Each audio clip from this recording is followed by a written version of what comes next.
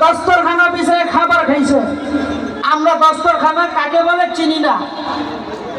ও বহু বাসায় দাওয়াত খেতে গেলে দস্তরখানা দেন, মুখের দিকে তাকায় থাকে, শরম লাগে, আশ্চর্য লাগে, কি একটা শব্দ, একটা আনকমন উচ্চারণ করলো, দস্তরখানা।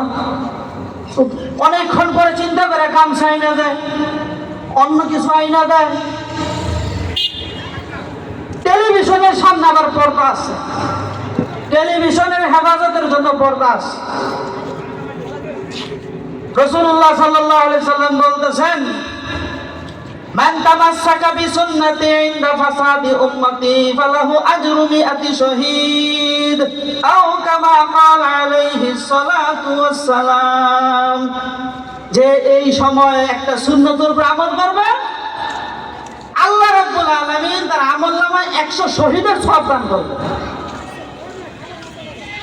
আল্লাহ পাক যদি আমাদেরকে দস্তরখানার বিনিময়ে যদি একটা শহীদের 100 শহীদের সওয়াব দান করে, কত বড় প্রাপ্ত হয়ে গেলাম, কত বড় লাভবান হয়ে গেলাম। সেজন্য সুন্নতের মধ্যে, আদর্শের মধ্যে কামিয়াবি, আদর্শ নাই কামিয়াবি নাই।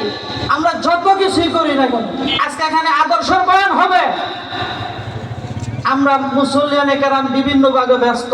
এখানে মেলা হইতেছে, মেলাতে যতগুলা মানুষ আছে এখানে এক ভাগও নেই। ওদিকে আবার তারেক রহমান সাহেব আসতেছে কাশপুর, আসরের আগের থেকে মানুষ জাম হয়ে গেছে। আমাদের আদর্শ তো মুহাম্মদুর রাসূলুল্লাহ সাল্লাল্লাহু আলাইহি সাল্লাম। আমাদের আদর্শ হযরত সাহাবায়ে কেরাম রিদওয়ানুল্লাহি তাআলা আলাইহিম আজমাইন। আল্লাহ পাক আমাদেরকে রাসূলের আদর্শ, সাহাবাদের আদর্শ নিয়ে কবরে যাওয়ার তৌফিক দান করুন।